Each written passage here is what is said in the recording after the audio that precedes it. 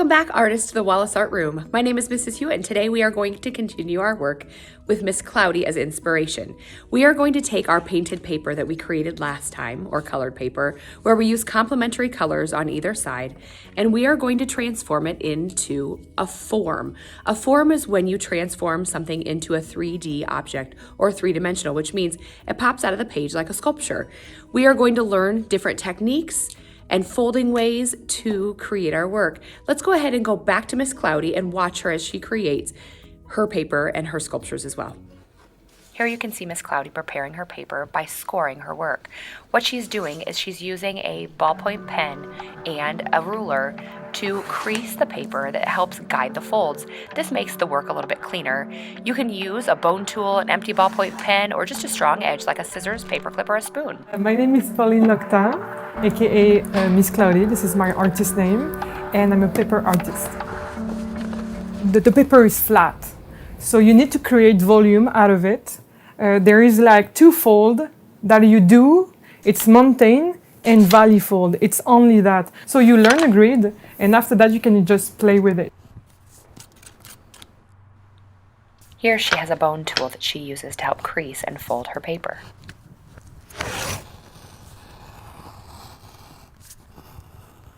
I think I'm an overthinker, so every time I fold, I find a new idea. I find a new shape. You know, sometimes it's just like, it's not an image sometimes, it's even a feeling. Today you will learn techniques in order to learn how to fold mountains and valleys like she is here. Now I want you to think about, how can I be creative, explore these ideas, and create something new and original? I want you to consider today as an exploration day. What can you do with the paper and how can you transform it? Obviously, we're not going to be quite like Miss Cloudy. This is what she does for her job. But you can cut it, you can fold it, and learn new ways to play. Today you will also be learning how to curve paper just like she does. I want to push the boundaries. Like, when they think it's not paper, I win. Now let's push the boundaries as well as we use Miss Cloudy as inspiration to create our sculptural project. Today is going to be a supply-heavy day. You are going to need a ton of things to get working. You are going to need the painted paper from last week and possibly some extra paper to practice and try out the different things. And if you like it, you can keep it and glue it to your base, which is from a couple of weeks ago, which you'll need. You need your sketchbook. That will come in handy shortly. You need a ruler, possibly a pencil, definitely a glue stick, and some sort of scoring tool. You may eventually use your scissors, but a scoring tool is going to draw or press a line in your paper to help it fold, just like Miss Cloudy. Take a second to pause and collect your supplies. Once you have your things out and ready to go, I'm going to put my painted paper away, slide my tools around, and I'm going to get started. Now that I'm organized and ready, I'm going to take my ruler and some sort of scoring device, also my sketchbook, and I'm going to use the back side to help press down or create a crease or a scored line. I'm going to line up my ruler with the edge. You can do the long side or the short side. Once I do that, I'm gonna hold an L finger. I'm gonna make sure that this hand is pressed down well, and I'm going to take the edge of my sharp or my scoring tool. Again, you can use whatever tools you have available. I have a scissors available, and I'm going to press a line, just lining right across. Now I can see that crease there, so I'm going to take my ruler again, line it up, score a line, and I'm going to continue that job. As I'm scoring my work, you can also see Miss Cloudy back up in the top right corner, scoring and using her bone tool to draw her creases as well. Be sure as you're scoring your paper that you are holding that ruler in place tightly, you're creasing down well, and you're watching out for your fingers. Then it's time to create the mountain and the valley folds, just like Miss Cloudy. So now we're going to make those mountain folds and valley folds. Now the nice thing about a scored line, I don't have to do much work except run my fingers right across it, and it automatically bends for me. If I now flip it over, I'm going to allow that line to do the work for me, and I have a nice, neat, straight line. Flip it over, I'm gonna crease, and I continue to fold and crease until I have a fan or some sort of fan-like shape where I have my valley and my mountain folds. Now, if I want to from here, since this one is so long, before I attach it onto this piece of paper, what I can do is I can fold it in half, allow that fan to get a little bigger. I can add more fans or more valley and mountain folds to it as I attach it onto my piece of work. Now, anytime I'm adding anything onto my work, one of the things that I need to do is take my glue stick. I always put my glue stick lid on the flat face. I need to glue these two pieces in half first, so I use a medium amount of glue. And I always tell my kids or my students here at school to count to 10 as I press them together. That gives the glue enough time to set, to dry, and then it's ready for me to do a little manipulation or pulling on it. Now, if I do enough of these folds, I will have a full half circle.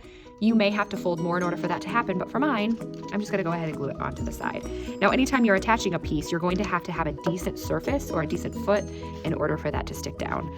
I think I'm gonna go ahead and put that down, count to 10, give it a rub, and let's talk about the next thing that we can do. Now that I have one piece folded and I understand the idea of mountain and valley folds, I am going to instead do a smaller line. I'm going to take a piece of paper, my ruler, and this time, as I have my L shape and holding it tightly, I'm going to use my pencil instead of the scoring tool. I am going to cut a piece off and I'm going to do a mountain and valley fold on this one. Now, I'm not going to take the time to score it. Instead, what I'm going to do is I am going to just go back and forth to create a pattern of mountain and valley folds. So I decide how thick I want it. Now here's the part that's important about this piece. I'm not just going to allow it to fold on its own this time. Because it doesn't have that score, I have to crease it by sliding either my fingers across it, my fingernails, or I can use a tool like the handle of my scissors. I'm gonna flip it over. I'm gonna use the size to measure the width. I flip it over, and I'm gonna continue that work until I have the whole piece folded. Now that I have my piece created, I now can either do one of two things. I can either tuck it away, put it inside my sketchbook folder, or I can find a place or a way to attach it. Now, when I create, I wanna make sure that I'm thinking about my artwork from all perspectives. So it's a sculpture. It's not going to just be viewed from the top down like most pieces of artwork that we've created this year. This time we're going to be building up and around. So if I am going to attach it, give it a little bit of glue, put it here, count for 10 seconds in my brain. Once I have that done, I'm gonna put a little glue here, and he automatically wants to jump here. So now I've held that down for 10 seconds, making sure it sticks and stays, and I am viewing my piece from all directions. So as I look at it, I notice that it really needs something in these areas. I could always continue to build up, over, and around. So I have a little bit of work to do over here as I'm continuing my jobs. Now here's where I found a little bit of magic. I'm going to take another piece of paper. In this case, you can use your painted paper. And then I'm going to use my scissors or a scoring tool to do a curved line. I'm gonna do a similar curved line as I work my way out. And then this is going to allow my paper to fold into mountains and valleys. Now here's where I need to work on the mountain and valley folds, but this time they're going to curve. The nice thing about a scored line is that it really does do the work for you. Don't force it, allow that to kind of fold on its own. If it's not folding, it probably means that that has not been scored enough, so you might need to go back and retry it. So this one is a mountain, which means that this one is going to be a valley, which means it's going to dip in. And I now have a curved mountain and a curved valley fold. Now, it was really important that I tried to keep this as similar in curve as possible. I'm noticing that this line doesn't want to crease super well or fold. I probably did not get this edge well enough. I've noticed that my top edge, like my very starting line, as I start it, I have a tendency to lighten the pressure and I get a little bit harder as I press. So I might need to pinch that corner, but I want to do it really carefully because I want my work to look as neat and nice as possible. So I have a mountain and a valley. It's time for this one to come in. Again, that starting line seems to be a little bit softer.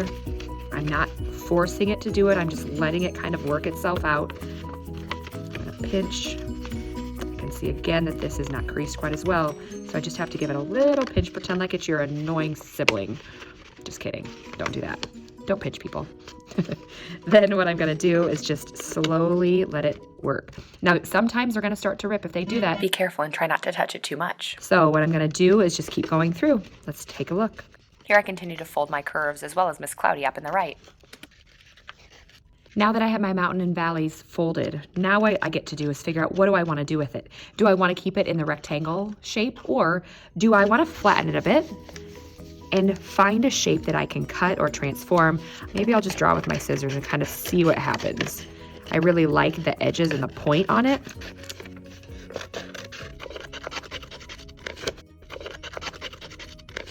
sometimes the paper tells you what it wants to be. It kind of looks like a little word bubble.